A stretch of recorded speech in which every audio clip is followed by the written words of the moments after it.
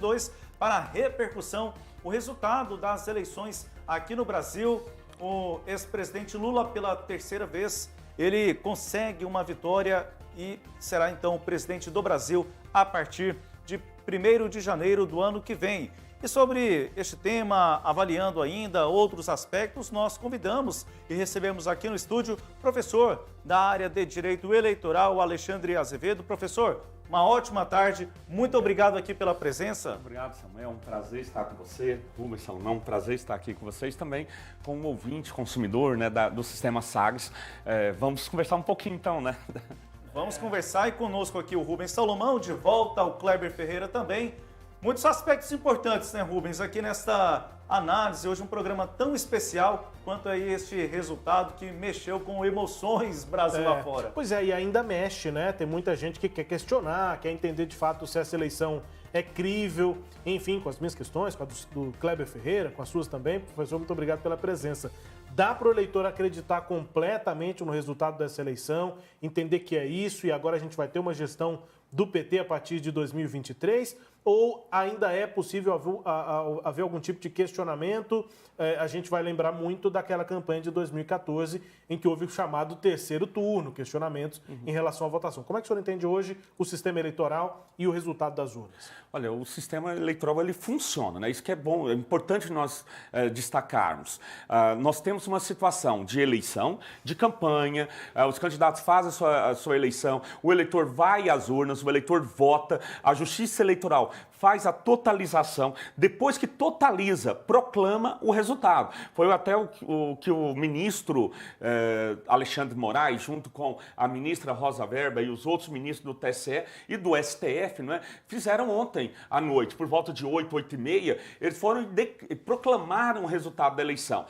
Com isso, agora nós vamos ter a chamada diplomação do eleito, né, ou dos eleitos, que a Justiça Eleitoral vai fazer. Já tem data marcada para a diplomação do candidato eleito, o Luiz Inácio Lula da Silva, assim como também do Geraldo Alckmin, dia 19 de dezembro, perante o TSE, e depois eles tomam posse, né, eles são empossados pelo Congresso Nacional. Então, tudo isso aí está programado para acontecer, não há questionamento em relação a isso. O que pode haver? Um questionamento quanto ao resultado. Nesse caso, deve-se legitimamente entrar com ações eleitorais, né, previstas para o caso. A Justiça Eleitoral irá, se for o caso, citar, né, os candidatos eleitos para apresentar a defesa, vai ter toda o trâmite processual e, ao final, a Justiça Eleitoral dará o resultado. Caso a Justiça Eleitoral entenda pela ocorrência de algum ilícito grave, Samuel, Samuel está... Não, Rubens. Caso se entenda a ocorrência de algum ilícito grave, irá cassar os diplomas dos eleitos e, mantida essa decisão, será feita uma nova eleição. Isso que é importante que se saiba. Não é o segundo colocado que toma posse, é feita uma nova eleição, e aí todo mundo, né, todo e qualquer candidato poderá se candidatar novamente. Professor, em caso de recontagem de votos, qual a possibilidade que isso possa ocorrer? Há requisitos legais que precisam ser cumpridos caso alguma candidatura, principalmente no caso a derrotada do presidente Bolsonaro, possa pedir alguma recontagem? É preciso seguir alguns requisitos legais? Olha, não há no nosso ordenamento, né, uma previsão expressa de recontagem de votos. Tá? Essa situação não existe.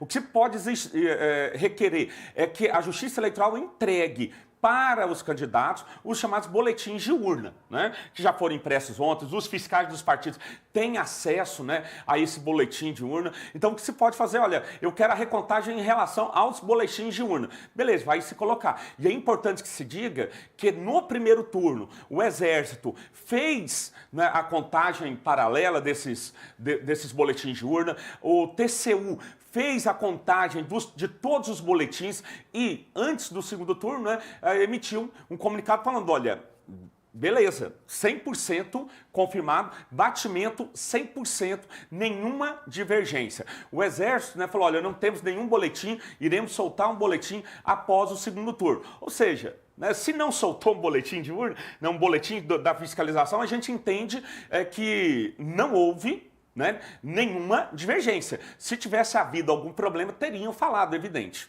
É isso. Kleber Ferreira, sua questão aqui para o professor Alexandre Azevedo, em meio a essa segunda-feira em que o presidente Jair Bolsonaro ainda não se pronunciou, né? Então a gente fica fazendo questionamentos, imaginando diante do retrospecto que tipo de questionamentos poderiam vir da campanha bolsonarista, mas na prática não temos ainda nada oficial. O fato é que a gente fica aqui querendo entender como é que o processo funciona e como ele é realmente crível, como ele tem credibilidade. Kleber. A realização do pleito, tudo aquilo que a gente viu na campanha, no dia da votação, em primeiro turno, na campanha para o segundo turno, votação do segundo turno, no dia posterior à votação, nós estamos definitivamente com a nossa democracia consolidada? Olha, a pergunta é bastante interessante, assim, coloca a gente no meio da parede, né? Contra a parede. Então, Kleber, nós temos um sistema eleitoral que funciona. Isso aí que é o importante. Nós tivemos uma eleição, o pessoal compareceu, os cidadãos compareceram, depositaram o voto, houve aí alguns questionamentos de inserções de propaganda eleitoral que não teriam sido, né, veiculadas corretamente, ali principalmente nos estados do Norte e Nordeste. Nada disso foi provado e comprovado, né? O que aconteceu, falou, olha, tem 5.000 páginas, Rubens, né? Imagina você, lá, olha, traz as provas, está aqui 5.000 páginas. Difícil definir, né? É difícil, porque para trazer a prova tem que falar, olha, em tal emissora, em tal dia, não veiculou tais propagandas. E por que tem que não trazer veiculou? com todas. E por que, não, o que aconteceu? O porquê até não, né? Que aí vai fazer parte da investigação. Isso. Mas pelo menos mostrar, olha, isso aqui não foi veiculado, era para ser veiculado. Eu entendi a sua colocação. Pode ter alguma sanção da Justiça Eleitoral, né? Proibindo ou uma burocracia do próprio material chegar até a emissora. Exato. Não, aí seria um passo antecedente. Tá. Seria ele provar, eu entreguei. Entendi. Ele tinha que fazer prova disso. Olha, eu entreguei no dia e na hora determinados pela legislação eleitoral, em acordo, e mesmo assim não veiculou. Tinha que ter prova disso. E interessante, né, que eles colocaram lá 5.000 páginas de documentos e tudo, e falaram, e não sei quantas horas de gravação também, e falaram, olha, tá aqui, vocês podem fiscalizar. Não, pera lá. Isso é o que o fiscal do partido tem de fazer, né? Exatamente, ele já tinha que falar, olha, em tal horário, tá aqui a gravação do programa, em tal momento deveria ter passado. Não passou. Eles que deveriam trazer essa prova e não trouxeram. Isso que é importante, não é? Que as pessoas, os cidadãos saibam. Não levaram essa documentação, só falaram, olha, tá aqui. Agora você imagina, desse volume todo, eles falaram mais de 1.000 rádios não veicularam, 90 e tantas mil inserções não foram veiculadas, e no plano amostral deles, eles colocam só 8 rádios. Só 8 emissoras. E das 8 emissoras ainda, tem uma, pelo menos, que não é real, né? Que a emissora fala, olha, essa aí não é minha frequência, não. Então, se você olhou nessa frequência, olhou de outra emissora de rádio e não a minha. Agora, professor, acho que o que o Kleber está perguntando é algo que tem a ver também com as manifestações internacionais, né? Os países europeus, a própria União Europeia, o governo dos Estados Unidos, o governo da Rússia, todo mundo entendendo que a democracia brasileira tira, né, do seu sistema eleitoral uma conclusão que é crível, que tem credibilidade. Acho que é por aí. Nossa democracia, nesse sentido, consegue escolher quem vai ser presidente com base na vontade popular. Né? Exatamente. Nesse ponto de vista da eleição, tá ok. Nossa democracia está tranquila. O problema é o que vem depois, né? Desse momento agora, desses 2 meses que separam a eleição da posse dos eleitos. Isso aí que a gente, né, é um pouco preocupante pelas falas anteriores, né, do presidente, pelas movimentações que nós estamos vendo hoje, o que está acontecendo. E aqui é interessante notar que, me perdoem, vou adentrar um pouquinho só em teoria, tá? Teoria geral do Estado. Na teoria geral do Estado nós temos os elementos do Estado, o território, o povo, a soberania, né? O território, o povo, soberania ao governo, né? E o que a gente tem nesse momento agora?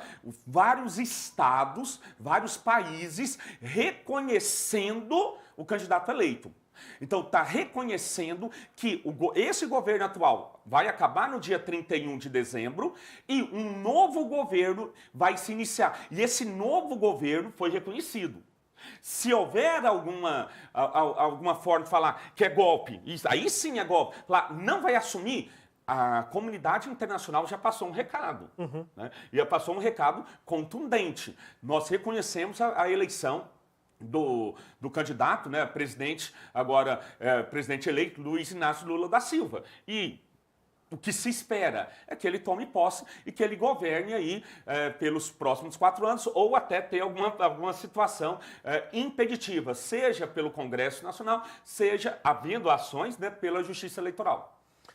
Professor, há um detalhe, o senhor falou, explicando aí ao Rubens a respeito do período da diplomação, ocorre agora em novembro, a gente lembra a posse ainda para essa eleição, ocorre no dia 1º de janeiro de 2022, após a atualização constitucional na eleição de 2026, aí sim, teremos a posse no dia 5 de janeiro para presidente e no dia 6 para governo do Estado.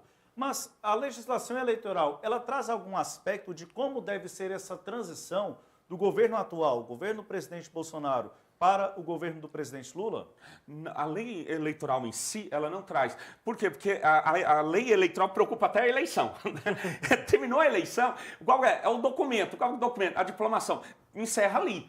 Todo o resto vem, seja da Constituição Federal, da Lei de Responsabilidade Fiscal, que determina, né, a formação de equipe de transição até 2 meses antes de terminar, exatamente para se começar já sabendo dos desafios e já nomeando os ministros, fazendo os cortes necessários ou ampliando, né, verbas, adequando o orçamento. Tudo isso existe agora exatamente por esse motivo. A diplomação, ela deve ocorrer até o dia 19 de dezembro.